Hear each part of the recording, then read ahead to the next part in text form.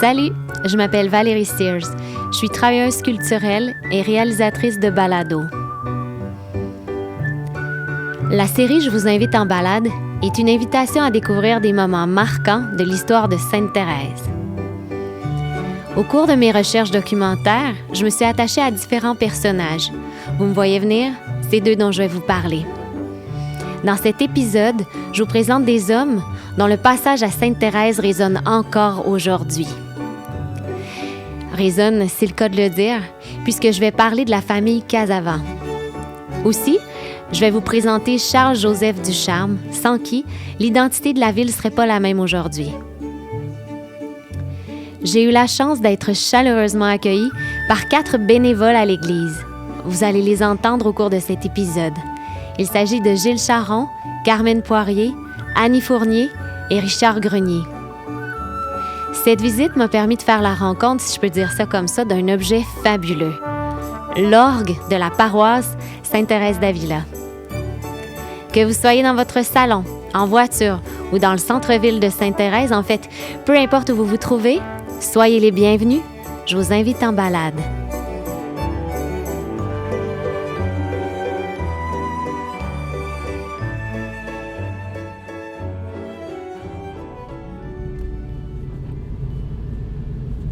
Tournez à gauche sur boulevard Ducharme.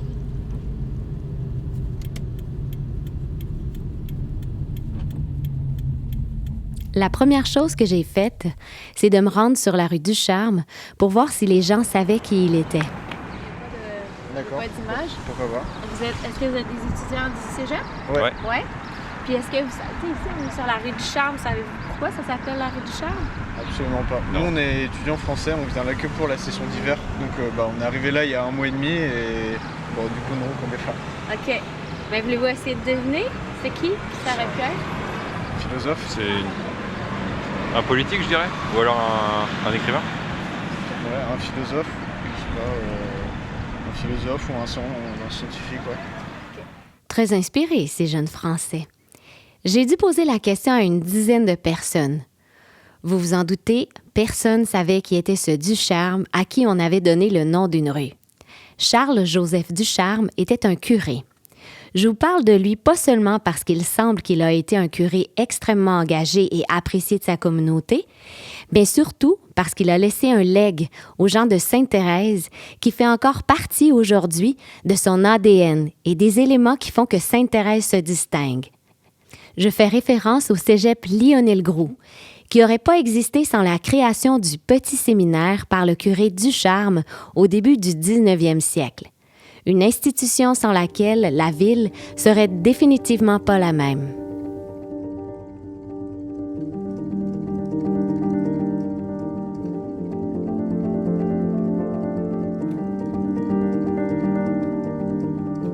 Charles-Joseph Ducharme est natif de la Chine et vient d'un milieu assez aisé.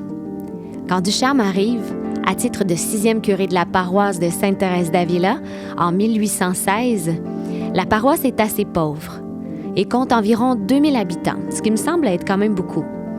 Il n'y a pas d'école et l'absence d'éducation chrétienne pour les enfants devient le premier souci de M. Ducharme. Rapidement, il s'engage dans l'instruction des enfants et s'investit à former des maîtres. Puis ça prenait des maîtres pour enseigner. Et, je veux dire, ça sort pas de... Tu prends pas quelqu'un et tu lui dis, c'est toi qui vas enseigner demain matin. Hein? Celui que vous venez d'entendre, c'est Gilles Charron, auteur de plusieurs livres sur l'histoire de Sainte-Thérèse, avec qui j'ai discuté lors de ma visite de l'église. On définit le curé Ducharme comme un homme de conviction, qui avait une forte personnalité. On raconte qu'il vivait tellement pauvrement qu'il avait honte de sortir de sa paroisse à cause de ses vêtements usés. On dit aussi que c'était un véritable bourreau de travail, que c'était un homme solitaire et qu'il aimait profondément ses paroissiens et paroissiennes. Vous le devinez, c'était un curé très apprécié de sa communauté. Il s'est souvent retrouvé en lutte contre les autorités anglophones, parce que même si l'éducation des enfants était sa priorité dans la vie, il s'est fortement opposé à l'implantation d'écoles anglophones protestantes dans la seigneurie. Ce qu'il faut savoir, c'est qu'à cette époque, les salaires des professeurs des écoles anglophones étaient financés par le gouvernement. Et les professeurs des écoles francophones, eux, étaient payés par la communauté. Ce qui craint surtout le curé Ducharme dans ça, c'est l'avancement de la religion protestante dans la communauté. L'argent du gouvernement, le Bas-Canada, l'argent là, allait pour les écoles anglaises. Les écoles françaises, là, c'est zéro. Hein? Alors ici, à Sainte-Thérèse, tu avais un Ducharme, puis ailleurs, dans d'autres villages du Québec, tu avais pas des Ducharmes, mais d'autres personnes qui devaient s'occuper et faire quelque chose. Là, on tombe dans la grande histoire de toute cette époque-là. Là. C'est vaste. C'est dans un climat de tension avec les anglophones que le curé, à grands coups de privation et de beaucoup de travail, qui achète avec ses maigres économies une maison de ferme pour y installer le petit séminaire de Sainte-Thérèse. L'espace était devenu trop petit, le bâtiment a été plusieurs fois agrandi. On y ajoute des nouvelles ailes. Je trouve ça très mignon de savoir que pendant des années, on a appelé le séminaire le Collège jaune. Ça, c'est parce que l'édifice et les murs des nouvelles parties avaient été peintes en jaune. Bon, c'est sûr que sur des photos d'époque, là, c'est pas évident de distinguer le jaune, là, mais on les croit sur parole. Avec Charles-Joseph Ducharme, qui a acheté la terre de Jean Rochon, puis il l'a acheté avec son argent à lui. Puis à un moment donné, il est décédé, puis comment que les titres, c'est quoi les titres? Là? Qui est propriétaire? C'était lui qui était le propriétaire au début. Puis il l'a payé avec son argent. Tu opères un séminaire, puis tu opères une église, c'est deux façons d'opérer. C'est en 1924, alors qu'on était dans le diocèse de Montréal, que le diocèse de Montréal a dit aux prêtres du séminaire de Sainte-Thérèse, vous allez séparer l'administration de l'Église et l'administration d'un collège, c'est pas pareil. D'un séminaire, pardon, c'est pas pareil. Fait que c'est là qu'ils ont construit le presbytère, en 1924, puis qu'ils ont séparé l'administration de l'Église et du séminaire. Je reviens un peu dans le temps par rapport à ce que M. Charron vient de nous expliquer pour vous dire que le séminaire a connu différentes phases de croissance. L'enseignement a été offert dans différents bâtiments, au départ plus modestes, comme par exemple dans une maison de ferme ou dans le grenier du presbytère. Mais qu'en 1853, quand le bon curé meurt, l'institution est devenue importante et est maintenant bien installée dans un bâtiment en pierre de 4 étages. En 1875, l'édifice échappe comme par miracle à un incendie qui a fait d'importants ravages en brûlant une partie du village. Peut-être que c'est le curé Ducharme qui est intervenu de l'au-delà, on ne le saura jamais. Mais c'est pas la même chose qui s'est passé lors de l'incendie de 1881, qui, lui, a complètement ravagé le bâtiment. Un nouvel édifice est construit sur le site, aujourd'hui occupé par le cégep Lionel Groulx, en 1883. Évidemment, il y a eu différentes phases d'agrandissement. On dit qu'au début du 20e siècle, la bibliothèque comptait 40 000 livres.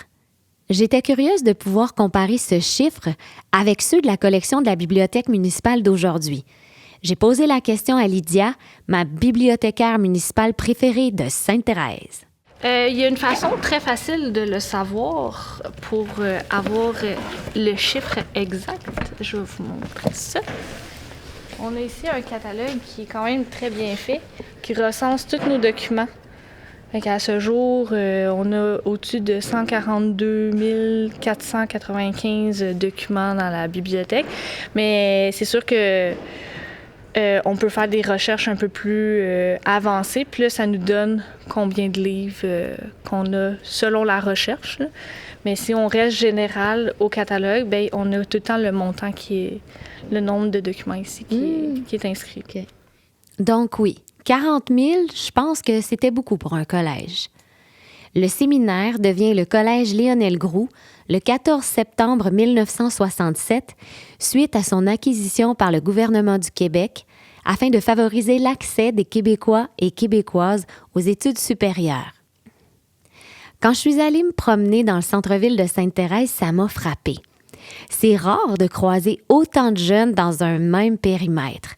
c'est clair pour moi que la présence du cégep dans le centre-ville apporte de la vitalité et du dynamisme à la ville.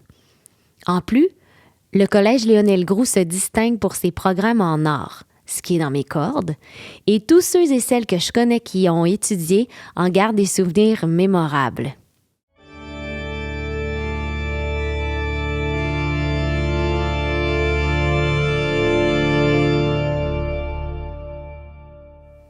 La présence du Collège Lionel Groulx est le legs majeur qu'aura offert le curé Ducharme à la communauté de Sainte-Thérèse.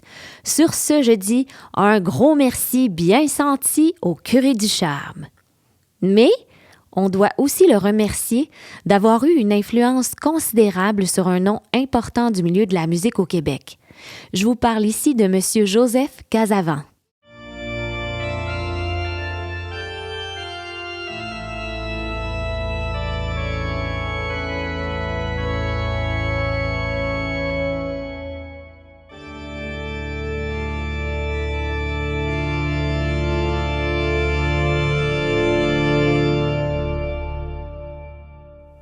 Pour ceux et celles pour qui ce nom ne veut pas dire grand-chose, sachez que Casavant, c'est le nom d'un des plus importants fabricants d'orgues au Canada et que l'entreprise Casavant Frères jouit d'une renommée internationale. Notre cher curé Ducharme fait installer un premier orgue dans la paroisse en 1830. Cet instrument avait été construit par un immigrant français, le sieur Jean-Baptiste Jacotel. Dans ma recherche, j'ai encore une fois appris un nouveau mot, un facteur. Pour moi, et probablement pour plusieurs d'entre vous, un facteur, c'est une personne qui s'occupe de la poste et du courrier. Mais un facteur d'orgue, c'est aussi un artisan spécialisé dans la fabrication et l'entretien d'orgues complètes.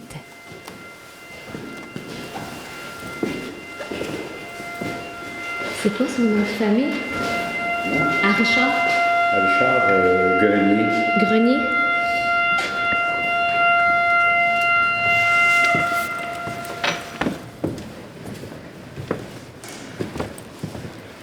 Bonjour, Monsieur Grenier.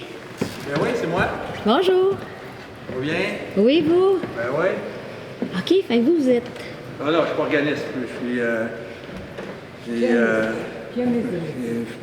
C'est pianoteux, je connais pas la musique. C'est Charon, va bien? Oui, vous connaissez un petit peu les airs d'église? Oui, OK. Richard Grenier, c'est un ex-marguillier de la paroisse Sainte-Thérèse d'Avila. C'est lui qui a pris en charge la restauration de l'orgue entre 2012 et 2018. Il s'implique encore aujourd'hui pour faire des ajustements sur l'instrument. Il se présente comme un pianoteux, mais comme vous allez l'entendre dans le prochain extrait, c'est un très humble pianoteux.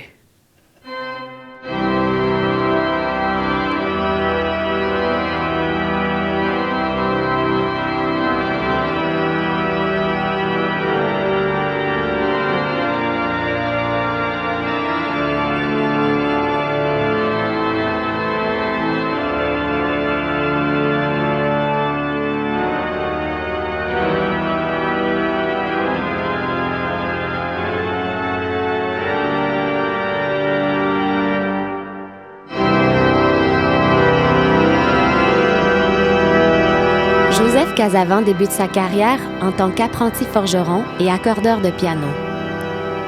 Originaire de Saint-Hyacinthe, à l'âge de 27 ans, il se rend à Sainte-Thérèse en 1834 pour entreprendre des études auprès de l'abbé Ducharme.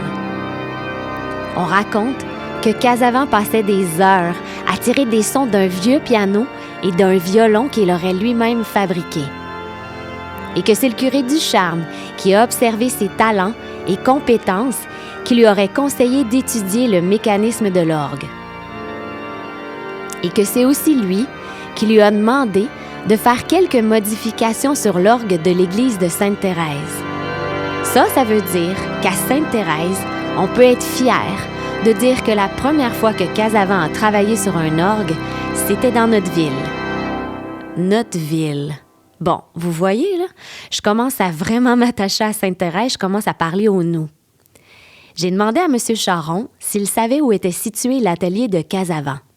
Là où se trouve la statue de Charles-Joseph Ducharme, la maison de ferme de Jean Rochon était pas dans le sens de la rue, était dans l'autre sens.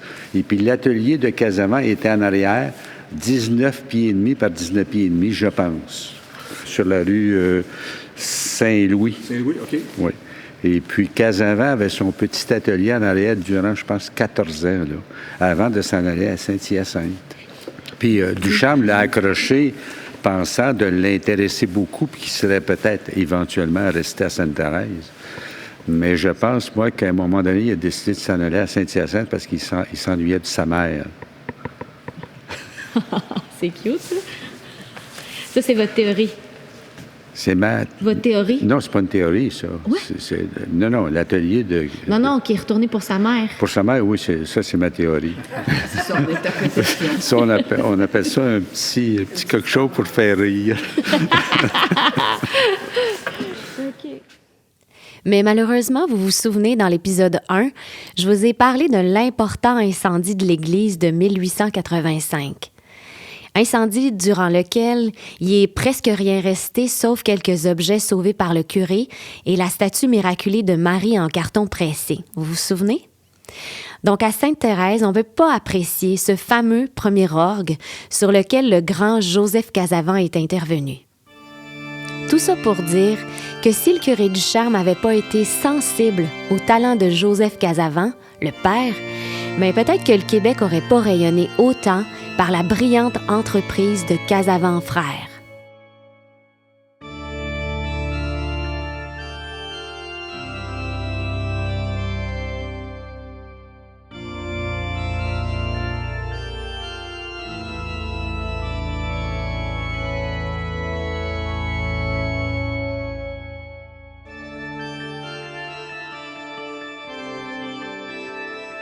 Mais les liens entre les Casavant et Sainte-Thérèse ne s'arrêtent pas là. Je continue. Après l'incendie, en 1886, le curé de l'époque, Charles Bois, commande un orgue à Eusèbe Brodeur. Eusèbe Brodeur, c'est un facteur d'orgue de Saint-Hyacinthe. Voyez-vous, je viens de vous donner un petit indice. Brodeur, c'était l'apprenti de Joseph Casavant. Après la mort de Casavant, Brodeur devient tuteur de ses 2 fils. Et il va prendre soin de transmettre toutes ses connaissances acquises auprès de son maître, Joseph Casavant, à ses 2 fils, Claver et Samuel, qui, eux, vont fonder l'entreprise de rayonnement international Casavant Frères. C'est en 1925 que l'entreprise vient à Sainte-Thérèse, la ville où la carrière du père des propriétaires a débuté pour réaliser d'importantes restaurations et ajouts à l'orgue.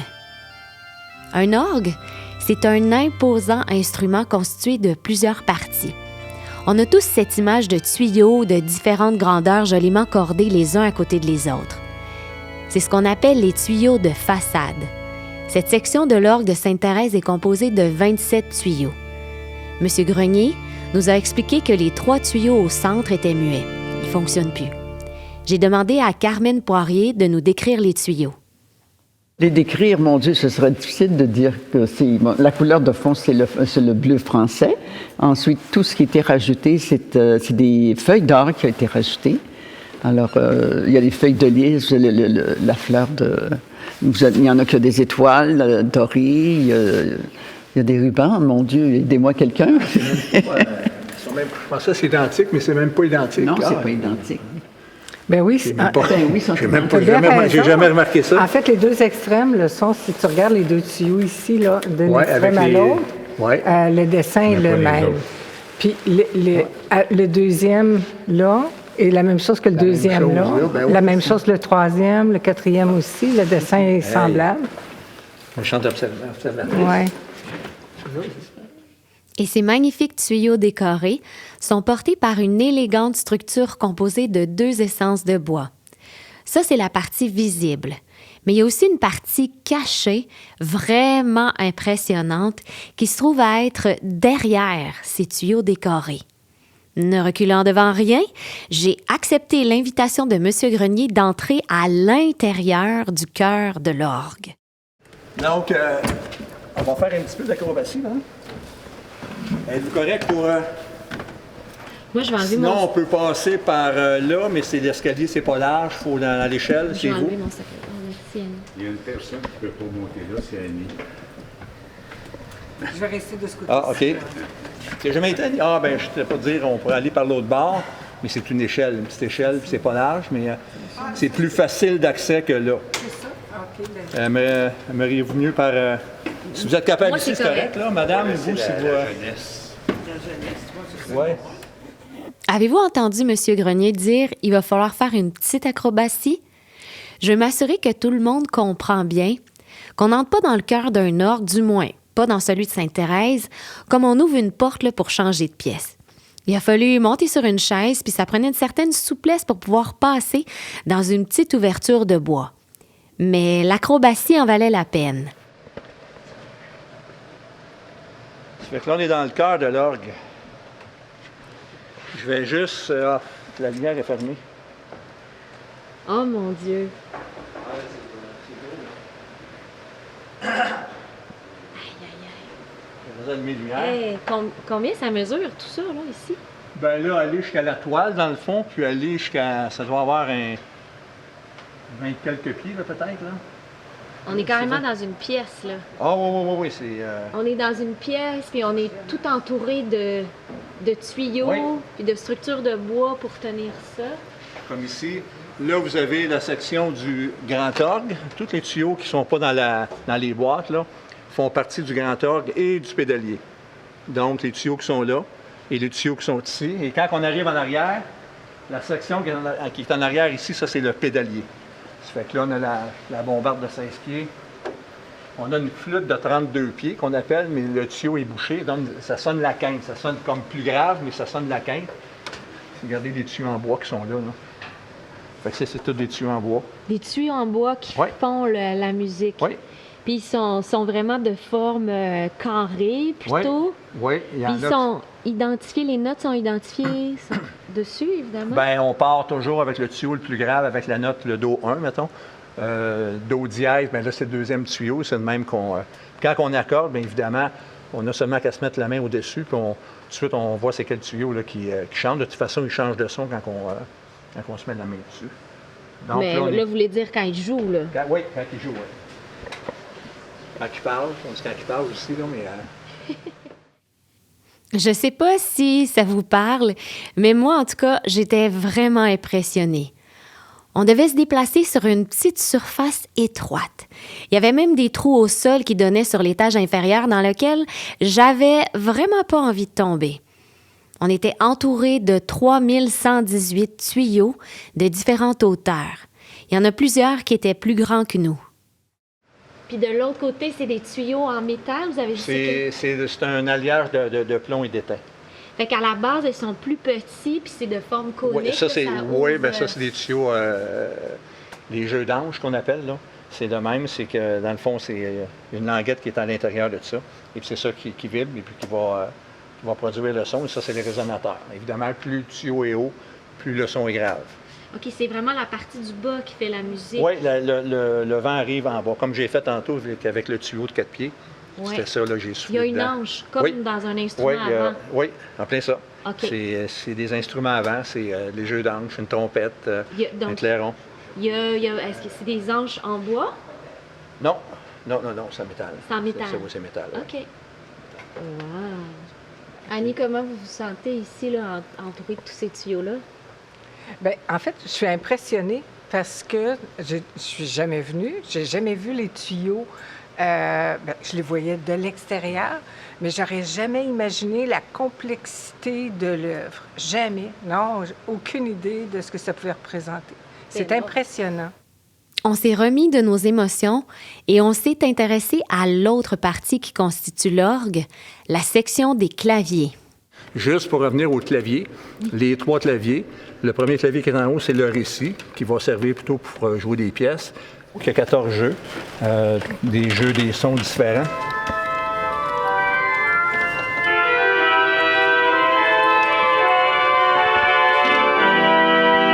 On a celui du milieu, c'est le grand orgue qui est ici. Lui, il n'est pas expressif, autrement dit, Le récit et le positif sont dans des boîtes et c'est contrôlé par les pédales qui sont là. Donc, quand les volets se ferment, le son est moins fort. Lorsque les volets s'ouvrent, évidemment, le son est plus fort. Le grand orgue, lui, il n'y a pas ça. Les tuyaux sont en plein milieu. Et puis, c'est un son, c'est une puissance. On peut pas... Le positif, qu'on va servir souvent pour les accompagnements, et le pédalier, la base de l'orgue, là, qui produit les sons les plus graves, c'est la base. Donc, c'est ça qui compose l'orgue, la console de l'orgue et les tuyaux en arrière. Sur la console, il y avait aussi des beaux boutons blancs avec des noms d'instruments de musique. Ça piquait ma curiosité. C'est un orchestre, c'est des instruments de musique. C'est plusieurs instruments de musique qui sont regroupés là, à l'orgue, à la console, et puis qui produisent les sons, là, les différents sons. Si on prend la trompette là, du grand orgue. Le clairon, bien, lui, évidemment, c'est un 4 pieds. Ça va sonner un petit peu plus aigu. Et puis, si on parle, je vous parlais tantôt des sons, ceux que le 16 pieds, bien évidemment, c'est les sons plus graves. À la pédale, c'est les sons graves. Et là, quand on parle d'un 32 pieds, c'est qu'on descend une octave plus grave en plus. Fait que ça fait des sons vraiment qui sont graves. Et il y a aussi un autre élément qui fait partie de l'instrument. C'est la soufflerie qui se trouve à être dans le sous-sol. J'en ai parlé avec M. Grenier alors qu'on était encore dans le cœur de l'orgue. Puis ici, on entend comme une ventilation. Est-ce que c'est la ventilation? C'est la soufflerie. Et évidemment, il y a des petites fuites. On parle là, d'un orgue qui date là, on parle de Casavant de 1925. Bon, évidemment, là, il y a des petites fuites. Là, si on descend un petit peu plus bas, là, mais c'est normal. Là. Un orgue qu'on n'entend rien du tout. Là. Ça fait qu'il y a toujours quelque part là, une petite fuite qui survient. Là. Mais ça ne dérange pas le son ou quoi que ce soit, le temps que c'est pas majeur, comme on en a eu à un moment donné. C'était vraiment là, un sifflement là, qu'on entendait en bas. Fait que là, c'est majeur, il faut que ça soit réparé. Aujourd'hui, l'orgue est électrifié, mais avant 1911, il ne l'était pas. Disons que c'était un petit peu plus compliqué. Oui, parce qu'avant que l'orgue soit électrifié, ça marchait avant, là, c'était tout avant. Là. Donc, ça prenait quelqu'un, il y avait un réservoir, puis ça prenait là, un souffleur, quelqu'un là, qui venait pomper, là, qui venait faire le vent pour être en mesure de jouer, là, parce que évidemment, c'était tout avant. Après ça a été électrifié. Mais est-ce que vous disiez qu'il y avait quelqu'un qui devait aller dans le sous-sol pomper? Non. C'était en haut ici. Dans le sous-sol, ça a été installé lorsqu'on ça a été électrifié. Là. Okay. Donc, c'était quelqu'un. Autrement dit, celui qui s'occupait du vent, s'il n'était pas là, bien, il n'y avait pas d'orgue. Aujourd'hui, on peut se vanter à Sainte-Thérèse d'avoir un instrument en bon état grâce au travail engagé de bénévoles et des nombreuses campagnes de financement menées pour financer les réparations et l'entretien de l'orgue. Une fois la paroisse dotée d'un orgue en bon état, il fallait trouver quelqu'un pour le faire vibrer, ce bel instrument. C'est là qu'intervient dans l'histoire Nicolas Mailloux. Nicolas est pianiste d'abord. Puis, à un moment donné, il a découvert l'orgue, puis ça l'a impressionné. Puis depuis, je crois, 3 ans environ, il s'adonne vraiment à l'orgue. Puis il est devenu en quelque sorte notre maître d'orgue, même s'il n'est pas maître d'orgue, mais c'est notre organiste principal. Oui. C'est déjà un concert, c'était magnifique. Oui. Hein? Et il n'est pas vieux. Il a 18 ans. C'est ça que je voulais mentionner. Il a 18 ans seulement. Et puis à 18 ans, jouer sur un orgue imposant comme celui-là, c'est très, très rare. Même, je me demande au Québec s'il y a ça. Là, parce que quand il a débuté, il avait 17 ans ici.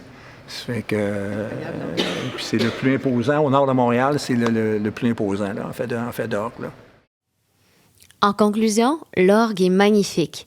Il est en bon état et on peut se réjouir qu'avec un si jeune musicien, la relève pour en jouer semble assurée pour de nombreuses années. J'imagine bien que ni Casavant, ni le curé Ducharme pouvaient se douter de l'impact à long terme qu'ils allaient avoir jusque dans les années 2000. Je me demande aussi s'il y a aujourd'hui des Thérésiens et des Thérésiennes aussi passionnés qu'eux, qui sont en train de construire des projets porteurs desquels on parlera dans plus de 200 ans. Probablement. Mais avant de partir, j'avais une petite demande spéciale. Merci, Annie. Ça fait que ça ressemble à ça. Pouvez-vous nous faire un petit extrait de la toune de mariage? Ouais, ça fait trop longtemps, j'ai pas... La coquette. Non, j'ai pas pratiqué ça, là,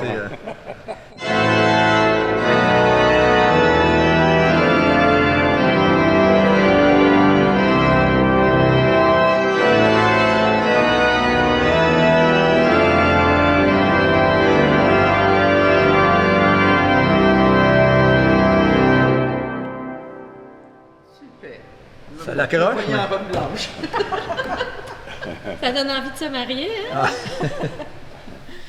En conclusion, félicitations aux talentueux membres de la famille Casavant qui font rayonner le Québec. Je présume que vous ralliez votre voix à la mienne pour remercier le curé Ducharme d'avoir encouragé Casavant à suivre sa voie et surtout pour sa passion et son engagement dans l'éducation des Canadiens français, sans qui le visage de Sainte-Thérèse serait pas le même.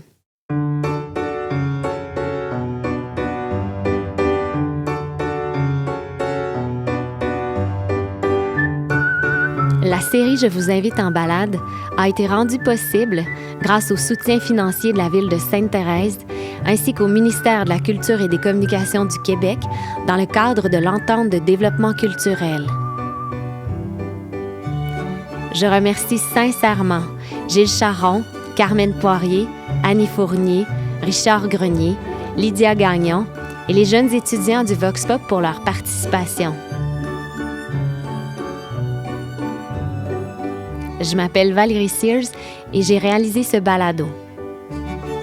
Dans le prochain épisode, je pars en mission dans le centre-ville de Sainte-Thérèse à la recherche des traces du passé d'industrie de piano. Je vous remercie pour votre écoute. Portez-vous bien.